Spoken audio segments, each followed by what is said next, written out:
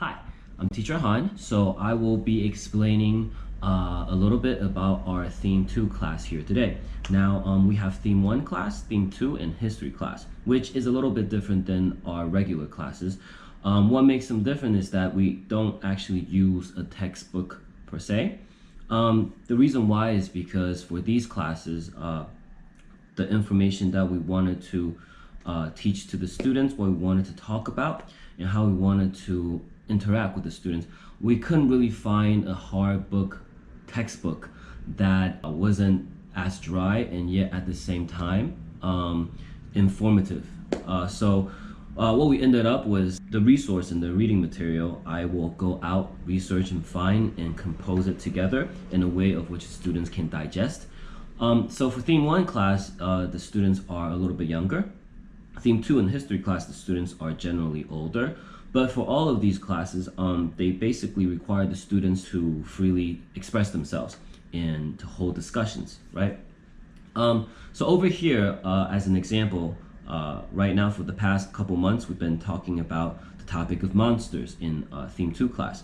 And right now we're talking about aliens. Now, even though these topics seems a little bit unorthodox, I guess, but it's just a way of me or the school trying to find an attractive, fun topic for the students to engage in, but through that, we look at things from a scientific and a more real-world, modern-day, relevant ways of analyzing these information, okay? So the whole point of doing this is to teach the students the different 21st century skills that will require them to have when they grow up in the future. So let's look. There are vocabularies of which they will need to go and find in class. So the students will all have a tablet supplied by us, and then they will have to go on to Google Translate and then find the information. Now, I will of course make sure that the translation is correct because a lot of times it's false. So sometimes we'll actually just use Google to find these words and find out their meaning.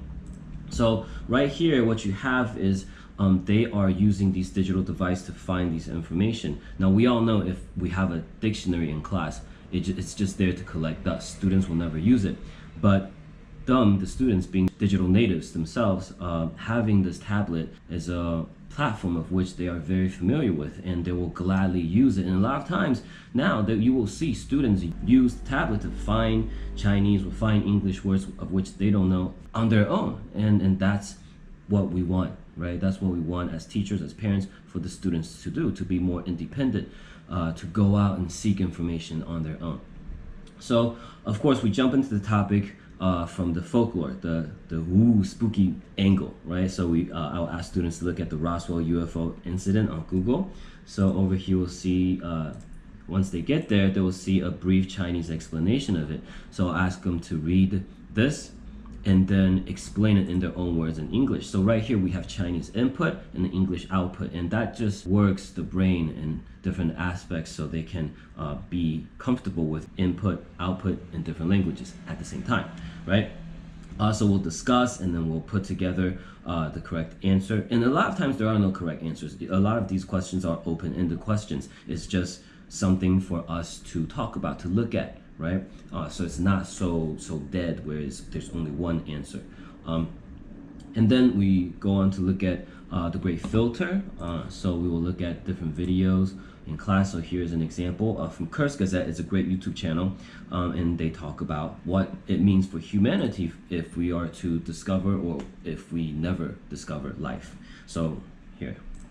Imagine NASA announced today that they found aliens. Bacteria on Mars, weird alien fish in the oceans of Europa, and also ancient alien ruins on Titan.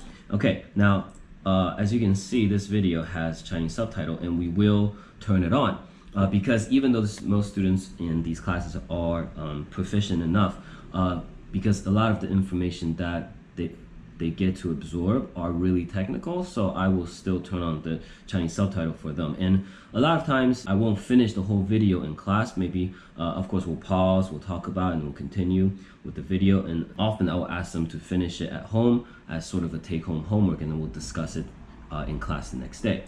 So yes, we'll talk about the Great Filter, what it means for humanity. It's just a constant interaction. So it's not a passive learning for the students, but an active learning. They are constantly searching information on their own. They're constantly interacting with their peers, with me, to formulate ideas and perceptions, right? And I think that is very important. It's more of a fluid and organic way of learning. So we can't talk about aliens without truly understanding the size of the universe, right? How many stars there are, and how big the universe is, and how old it is. So we'll talk about that. I will ask them to, for example, go to Google and type the Drake equation and see what is Drake equation, and then go on to SETI's website, right? And then we'll read about SETI, what they are, basically a US organization. Their mission is to find life in the universe. And over here you will see the Drake equation invented by Frank Drake. And basically it's a mathematic formula that puts together all the information that we know of the universe and come out with a number, an estimate of how many planets there are with intelligent life, extraterrestrial civilizations, so to speak. The students will have to fill in these blanks, of which I plucked out of the Drake equation. They have to put it in. So, they have to find this information and then put in the correct answers here. And then, of course, we'll talk about the Kardashev scale. We'll move on and talk about Fermi paradox. And of course, these are a lot of information, so we don't talk about all of these in one class. And I think right now, we've been on the topic of alien for about, 5 classes.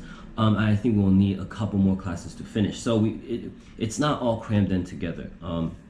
Because at the end of the day, it's not about how much the teacher teaches, but how much the students learn. And why we choose a topic and why do we decide to approach it in this way in class is because I think these topics are really interesting for the students to learn. By doing so the way that we do, we are interacting and it's active. Students are out there grasping, finding, and discovering the information, and at the end we are looking at things in an analytical view and in a scientific way, and then we discuss it.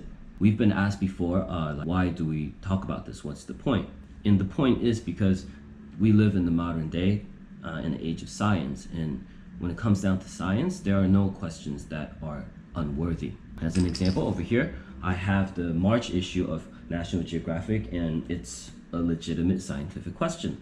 So ultimately, yes, this has nothing to do with tests, but I think it has everything to do with more about teaching them 21st century skills and doing everything in a fun and entertaining way, right? And so, yeah, that's ultimately what we wanted to do. So I thought today would be a good chance for me to explain our theme classes. So if you have any questions, feel free to ask me or ask teacher Remy. So yeah, and I hope to see you soon. Bye.